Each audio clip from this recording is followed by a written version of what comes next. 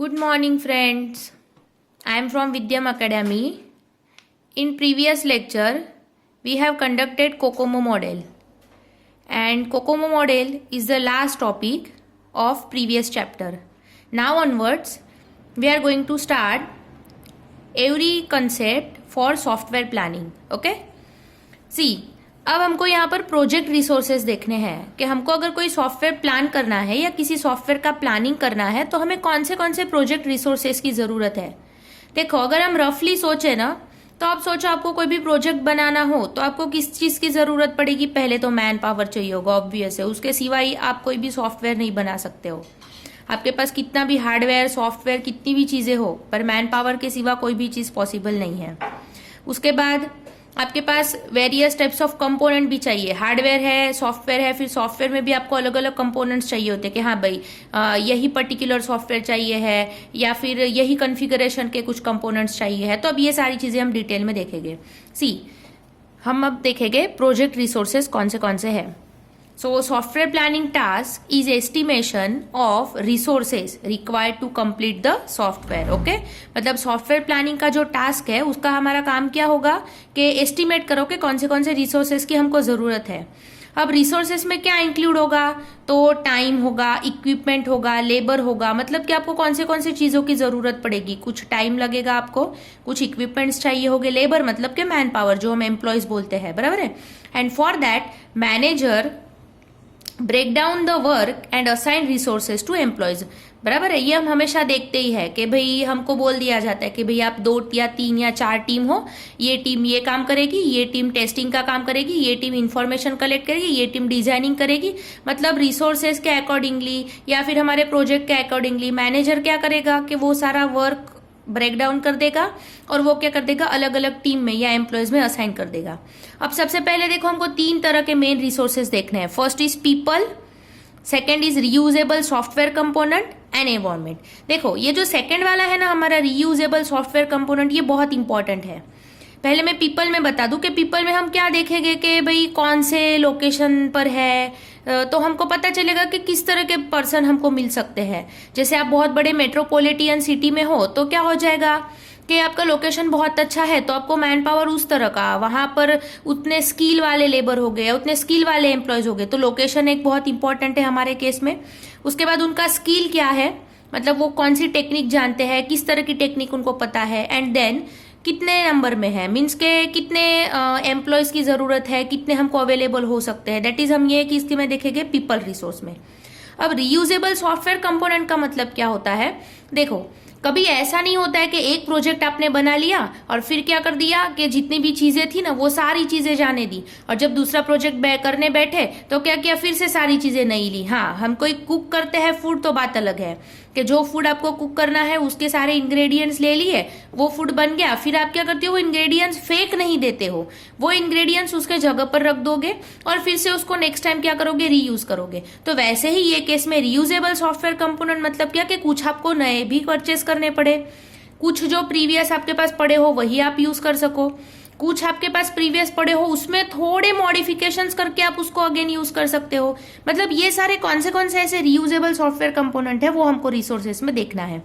And third है आपका environment. Environment मतलब क्या कि आप कोई सॉफ्टवेयर डिजाइन कर रहे हो तो उसमें आपको जो भी चीजें रिक्वायर्ड है, जैसे कि सॉफ्टवेयर टूल्स है, कुछ कोई हार्डवेयर कंपोनेंट है, तो किस तरह का एनवायरमेंट आपके पास अवेलेबल है, आपके पास किस तरह के कंपोनेंट, कितने हाईली कॉन्फ़िगर्ड चीजें अवेलेबल है, दैट इज योर एनवायरमेंट में हम कंसिडर करेंगे। ठीक है, अब सबसे पहला हम डिटेल में देखेंगे पीपल। ये सभी को क्लियर हो गया। प्रोजेक्ट रिसोर्सेज में हमको 3 चीजें देखनी है, पीपल, रीयूजेबल सॉफ्टवेयर कंपोनेंट में मैंने जैसे देखा कि आपको बताया कि कौन से नए लाने होंगे, कौन से प्रीवियस पड़े हैं, कौन से प्रीवियस पड़े हैं उसमें क्या मॉडिफिकेशन करना है, वो सारा हम अभी यहाँ डिटेल में देखेंगे।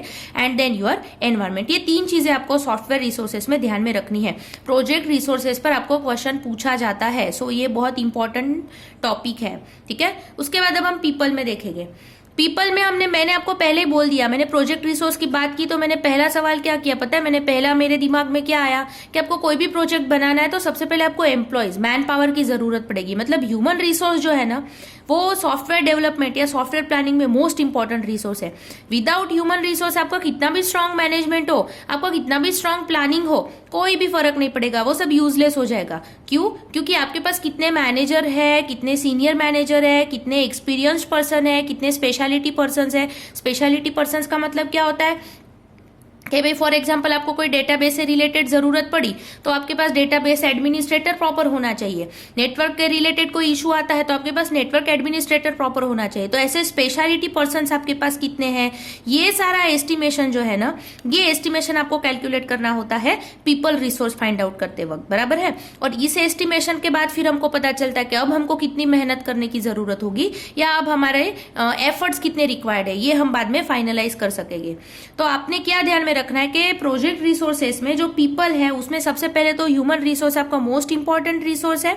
उसके अलावा विदाउट ह्यूमन रिसोर्स मैनेजमेंट है या फिर प्लानिंग है, ये सारी चीजें यूजलेस है। अब इसमें कौन कौन इंक्लूड होता है पीपल में, तो मैनेजर है, टीम लीडर है, आपके स्किल्ड पर्सन्स है, कोई सीनियर मैनेजर्स है, कोई स्पेशलिटी पर्सन्स है, ये सारी चीजें मतलब ईच एंड एवरी एम्प्लॉय इसमें आ गया। ठीक है, फिर वो उसकी स्पेशलिटी के हिसाब से या फिर उसका जो भी स्किल है उसके हिसाब से हम क्या करते हैं, उसको डिफर कर देते हैं। ठीक है, और ह्यूमन रिसोर्सेज रिक्वायरमेंट जो है तो वो ह्यूमन रिसोर्स रिक्वायरमेंट हम एस्टिमेट कैसे करते हैं, तो वो एस्टिमेट करने के बाद हम पता करते हैं कि भाई अब हमको एफर्ट कितने चाहिए होंगे, बराबर है। हमारे पास बहुत स्किल्ड लेबर नहीं होगे या स्किल्ड एम्प्लॉय नहीं होगे तो हमको क्या पता चलेगा, हाँ कि भाई इतने जल्दी नहीं बन सकेगा। ठीक है, क्यों? क्योंकि मेरे पास इतने स्किल्ड एम्प्लॉयज नहीं है, टाइम लगेगा। और बहुत ही स्किल्ड एम्प्लॉयज है या फिर उन्होंने पहले उस कोई लैंग्वेज में काम किया हुआ है तो हमको क्या पता चल जाएगा कि हाँ भाई ये लोग बहुत इजीली कर देंगे, तो हमारा प्रोजेक्ट जल्दी बन जाएगा। That is your first important is people. फिर मैंने सेकंड आपको क्या कहा था कि रीयूजेबल सॉफ्टवेयर रिसोर्सेज। देखिए अब रीयूजेबल सॉफ्टवेयर रिसोर्सेज में ना आपको 4 चीजें देखनी है। फर्स्ट है आपका पे 4 कैटेगरीज में डिवाइड किया हुआ है रीयूजेबल कंपोनेंट्स। कौन सी 4 कैटेगरीज है? पहला है हमारा off the shelf component. Off the shelf component का मतलब क्या होता है, कुछ नहीं, आपके पास अभी एग्जिस्टेंस में कितनी चीजें हैं वो आप डिसाइड कर लो, that is off the shelf. These are nothing but existing components, बराबर है। या आप क्या करते हो, किसी थर्ड पार्टी से लेते हो, बराबर है। प्रोजेक्ट शुरू करने से पहले मुझे पता चला कि भाई मेरे बाजू में ये कंपनी है ना, उनके पास ये कॉन्फ़िगरेशन के पीसी ऐसे पड़े हुए हैं, तो ओके मैंने उनसे क्या किया, परचेस कर लिया। तो मैंने थर्ड पार्टी से लिया, भले ना मैंने थर्ड पार्टी से लिया हो या मेरे पास अभी कुछ पड़ा हो, पर प्रोजेक्ट शुरू करने से पहले आपके पास कितनी चीजें अवेलेबल है, एग्जिस्टेंस क्या है आपके पास, that is your off the shelf component, बराबर है। फिर थर्ड पार्टी कंपोनेंट में मैंने जैसे कहा कि आप किसी थर्ड पार्टी से परचेस करो और फिर उसको रेडी टू यूज मतलब यूज में ले लो डायरेक्ट, वो कोई मैटर नहीं करता है। मतलब ऑफ द शेल जितने भी कंपोनेंट रहते हैं ना जो आपके पास एग्जिस्टेंस है या आप थर्ड पार्टी से परचेस करते हो, उसे क्या कहते हैं, COTS, COTS, that is commercial of the shelf. हो गया क्लियर? तो ये जो ऑफ द शेल्फ कंपोनेंट में आपको क्या ध्यान में रखना है कि आपके पास कितना एग्जिस्टेंस है और थर्ड पार्टी से आप कितना ले सकते हो, थर्ड पार्टी से लेकर आप कितना यूज में ला सकते हो, that is your off the shelf component. और उसे क्या कहा जाता है, कॉट्स भी कहा जाता है, that is commercial of the shelf. Done? तो ये ध्यान में रखना है। क्लियर हो गया? मतलब ऑफ द शेल्फ में एग्जिस्टेंस एंड सेकेंड थिंग क्या है आपका कि आपने थर्ड पार्टी से कितनी चीजें ली है और उसे यूज में लाया है। क्लियर हो गया? ये हमारा था फर्स्ट। उसके बाद हमको सेकंड देखना है इसमें रीयूजेबल में, तो सेकंड है आपका फुल एक्सपीरियंस कंपोनेंट। अब फुल एक्सपीरियंस कंपोनेंट का मतलब क्या होता है, पहली चीज तो कि आपने क्या किया होगा कि कोई पास्ट में प्रोजेक्ट डेवलप किया होगा इसी के जैसा सिमिलर। सपोज के मुझे अभी कोई प्रोजेक्ट डिजाइन करना है, अब इसी के जैसा कोई प्रोजेक्ट मैंने प्रीवियसली डिजाइन किया होगा, तो मेरे पास पास्ट प्रोजेक्ट का कुछ तो पड़ा होगा ना, कुछ तो कंपोनेंट्स मेरे पास होंगे। तो वो जो प्रीवियस पड़े हुए आपके कंपोनेंट होंगे ना, वो कंपोनेंट आप इसमें यूज करते हो, तो इसे क्या कहते हैं, full experience component. Full experience component मतलब क्या हुआ पता है, इसमें ना रिस्क बहुत कम रहता है। देखो कैसे रिस्क कम होगा, अब मुझे पता है कि मैंने इसके जैसा पहले प्रोजेक्ट किया था। फॉर एग्जांपल मुझे कोई सॉफ्टवेयर डिजाइन करना है, अब मुझे उसमें विजुअल स्टूडियो यूज करना है सपोज करो। अब मैंने क्या किया पता है कि मुझे एक मार्केटिंग का सॉफ्टवेयर डिजाइन कर रहा था ना प्रीवियसली, तो मैंने ना विजुअल स्टूडियो 2019 यूज किया था और मेरे पास अभी विजुअल स्टूडियो 2019 पड़ा हुआ है। ठीक है, पहले वाले में ऑफ द शेल्फ में भी हम वही बोलते थे ना कि प्रीवियस जो हमारे पास एग्जिस्टिंग जो पड़ा है उसको यूज करना है, पर एग्जिस्टेंस हम यूज नहीं कर रहे। हम क्या कर रहे हैं, एग्जिस्टेंस नहीं ढूंढना है कि मेरे पास अभी एग्जिस्टेंस कौन से कंपोनेंट है वो नहीं ढूंढने हैं, हमें क्या ढूंढना है पता है कि मुझे जो प्रोजेक्ट बनाना है तो ऐसा प्रोजेक्ट मैंने पास्ट में बनाया था, और अगर मैंने बनाया है तो उसके सिमिलर कंपोनेंट्स मेरे पास कौन से पड़े हैं। जैसे मैंने आपको कहा कि मुझे मार्केटिंग का कोई सॉफ्टवेयर बनाना है,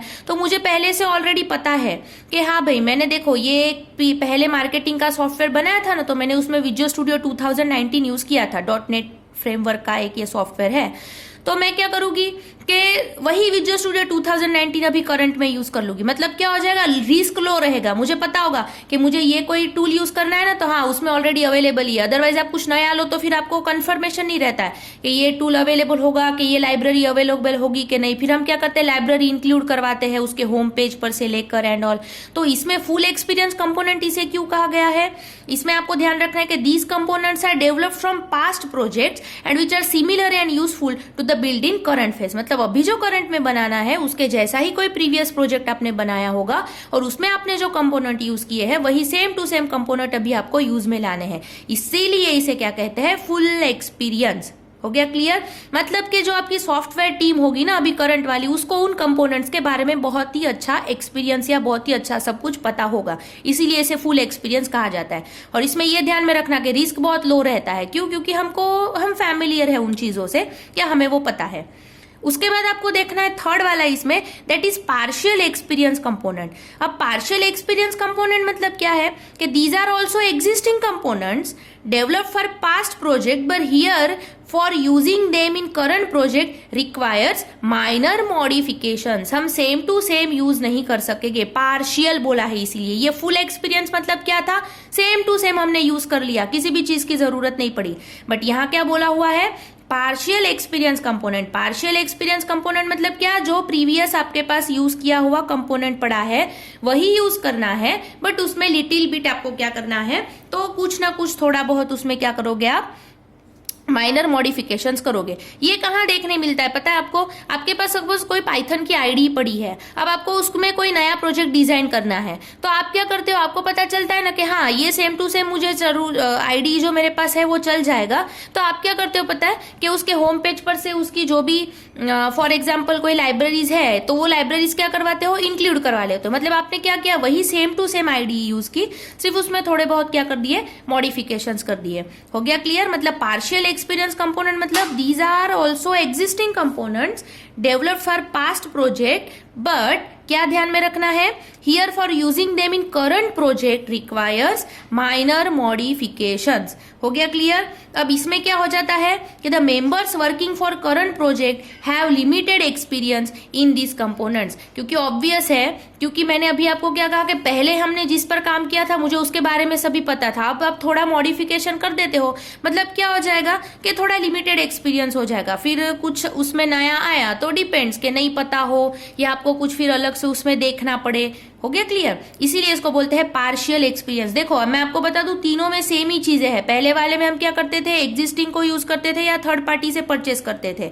दूसरे वाले में हम क्या करते थे, एग्जिस्टिंग वाले ही यूज करते थे पर सिमिलर प्रोजेक्ट किया हो तो उसका सिमिलरिटी ढूंढते थे। और तीसरे वाले में हम क्या कर रहे हैं, एग्जिस्टिंग ही यूज कर रहे हैं but with little bit modifications. Done. अब हमको क्या देखना है, न्यू कंपोनेंट। अब न्यू कंपोनेंट पर से आपको ध्यान में आ ही गया होगा कि ये ऐसी चीज है कि जो आपके पास है ही नहीं और आपको क्या करनी है, वो न्यूली परचेस करनी है या न्यूली कंपोनेंट आपके क्या करना है, प्रोजेक्ट टीम में या आपके जो भी प्रोजेक्ट है उसमें नया कंपोनेंट आपको ऐड करना है। मतलब कि फॉर एग्जांपल मुझे कोई हाईली कॉन्फ़िगरेशन का पीसी बोला कि चाहिए है, तो ऑब्वियस है मुझे क्या करना पड़ेगा, वो न्यू पीसी परचेस करना होगा। हाँ फिर अब ऑब्वियस है, बात अलग है कि ऐसा कोई वहां पर टैग नहीं लगाया होता है कि आपको नया ही पीसी लेना है। आप कोई सेकेंड हैंड भी परचेस कर सकते हो, मतलब वो थर्ड पार्टी से परचेस किया हुआ ही हुआ। पर मेरा कहना क्या है कि आपके पास वो एग्जिस्टिंग कंपोनेंट नहीं था, आपने एक नया कंपोनेंट उसमें ऐड किया। ठीक है, तो ये क्या हुआ हमारा, कंपोनेंट्स के बारे में हुआ। पहला हमने पीपल देखा था, सेकंड कंपोनेंट में आपको क्या ध्यान में रखना है, new component, partial experience component, full experience component और ऑफ द शेल्फ कंपोनेंट। हो गया ये चारों क्लियर आपको। अब देखो थर्ड वाला था हमारा एनवायरनमेंट। ठीक है, अब एनवायरनमेंट में आपको क्या देखना है, हमने पहले ही देखा था, मैंने एनवायरनमेंट के वक्त आपको क्या बोला था डायग्राम में कि सॉफ्टवेयर टूल्स और हार्डवेयर टूल्स। ठीक है, अब देखो यहाँ आप क्या ध्यान में रखोगे कि एनवायरमेंट मतलब क्या, ये किससे रिलेटेड होगा, हार्डवेयर एंड सॉफ्टवेयर से रिलेटेड होगा कि when we are going to start developing any project it requires hardware and software elements which are developed by other organisations और डेवलपमेंट टीम, कहीं से भी। मतलब एनवायरमेंट का मतलब क्या हो कि फॉर एग्जांपल मुझे अब मैंने ऐसा बोला आपको कि भाई आपको ना ओरेकल का यही पर्टिकुलर वर्जन यूज करना है, 11G या 10G ही यूज करना है, बराबर है। तो आपको क्या करना होगा, ये अवेलेबल आपके पास नहीं होगा, बराबर है। उस एनवायरमेंट में आपको काम करने के लिए बोला तो आप क्या करोगे, या तो उसको सब्सक्राइब करोगे, फ्रीली अवेलेबल होगा तो क्या कर लोगे, उसकी साइट पर से डाउनलोड कर लोगे, मतलब वो एनवायरमेंट आप अवेलेबल कर लोगे, फिर उसमें आप आपका कोडिंग या जो भी है वो स्टार्ट कर सकोगे। इसमें हार्डवेयर सॉफ्टवेयर दोनों आ गए। सॉफ्टवेयर होता है तो फ्री है तो हम उसको डाउनलोड कर लेते हैं, फ्री नहीं है तो हम उसको ईयरली या 5 ईयर 2 ईयर्स के लिए जैसी प्रोजेक्ट की रिक्वायरमेंट हम उसको क्या करते हैं, सब्सक्राइब करते हैं या फिर उसका लाइसेंस परचेस कर लेते हैं। और हार्डवेयर हो तो हमने पहले ही देखा कि कोई ऑप्शन ही नहीं है, या तो वो हार्डवेयर को आपको क्या करना होता है, परचेस ही करके आपके कंपनी में लाना होता है। ऐसा तो नहीं होता है कि रेंटेड मिलता है कि भी एक प्रोजेक्ट बनाना है तो 50 पीसी आपने रेंट पर ला लिए और खत्म हो गया तो वापस दे दिए। हमको तो कंपनी चलानी होती है, तो आप क्या करते हो कि हार्डवेयर को परचेस ही कर लेते हो, तो ही आपको वो एक एक्चुअल एनवायरनमेंट क्या होता है वहां पर मिल जाता है। तो प्रोजेक्ट रिसोर्सेस में आपको क्या ध्यान में रखना है, 3 टाइप की कैटेगरीज आती है प्रोजेक्ट रिसोर्सेस में। First one is people, second one is component and third one is environment. People मतलब क्या हो जाएगा आपका कि आपके पास कितने स्किल्ड एक्सपीरियंस एम्प्लॉयज है वो। कंपोनेंट में क्या आ जाएगा, ऑफ द साइट कितने हैं, फुल एक्सपीरियंस्ड कितने हैं, पार्शियल एक्सपीरियंस्ड कितने हैं और नए कंपोनेंट आपको कितने ऐड करने हैं, ये 4 कैटेगरीज। और एनवायरमेंट किस पर डिपेंडेंट होगा, सॉफ्टवेयर एंड हार्डवेयर पर। क्लियर। फिर आप आपकी रिक्वायरमेंट के हिसाब से वो सॉफ्टवेयर परचेस करते हो या वो हार्डवेयर को परचेस करके आप क्या करते हो, आपके फर्म में इंक्लूड करते हो। क्लियर हो गया है सभी को। प्रोजेक्ट रिसोर्सेस हमने यहाँ पर कंप्लीट किया।